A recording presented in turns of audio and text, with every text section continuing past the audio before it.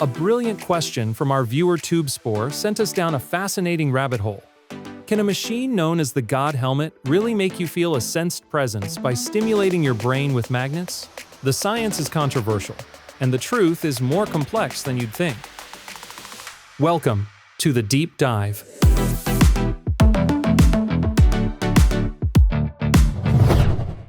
Okay, let's dive right in. There's this fascinating, maybe slightly wild question.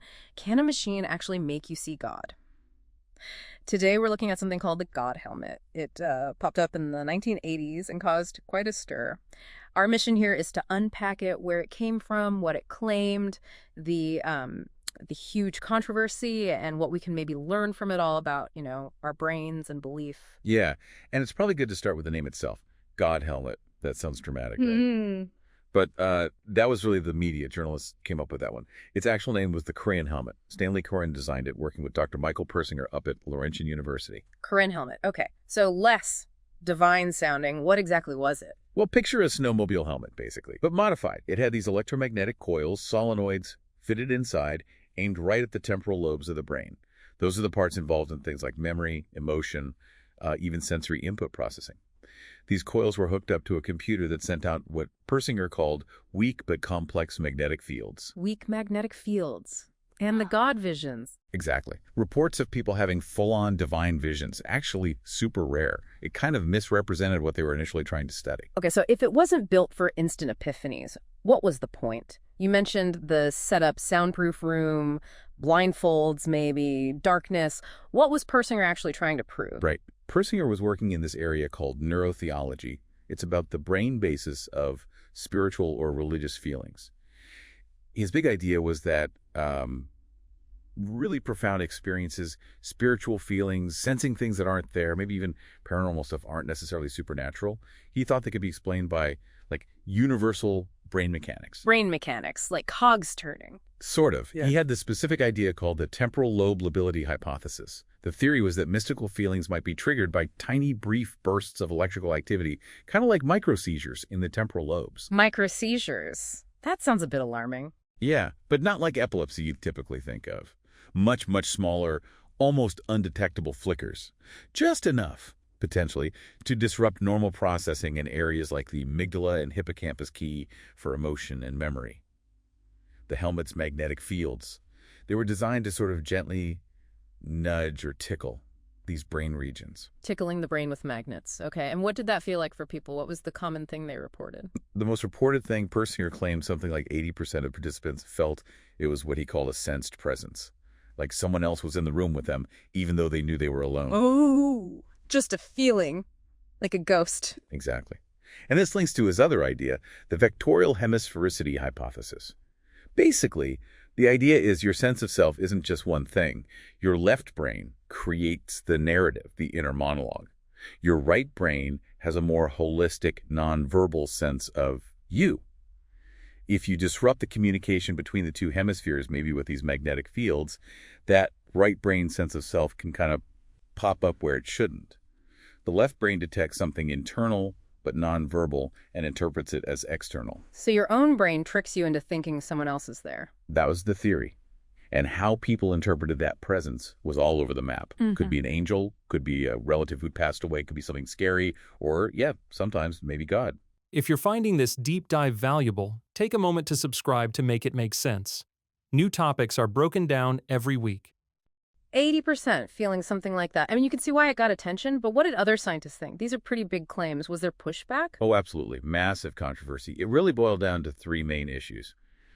First, the big one, replication, or rather, the lack of it. Other labs couldn't get the same results. Pretty much. The most famous attempt was by a Swedish group, Granqvist and his colleagues, back in 2005. They did a careful, double-blind study, meaning neither the participants nor the researchers knew if the helmet was actually on or off. And they found, nothing. No significant effect from the magnetic fields. What did predict whether people had experiences was how suggestible they were beforehand and their existing beliefs. Ouch. That's tough for the theory. Did Persinger respond? He did.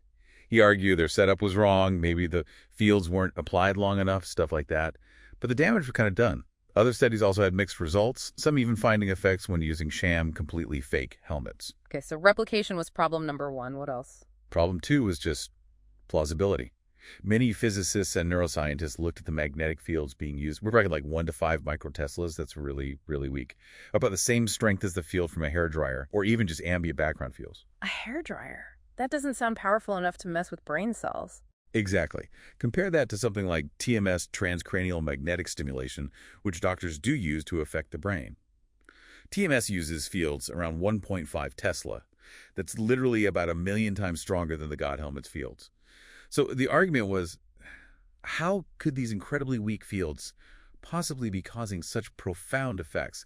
It just didn't seem physically likely to many experts. Right, so weak fields, trouble replicating the results. What's the third point? The third point is probably the explanation most scientists lean towards now.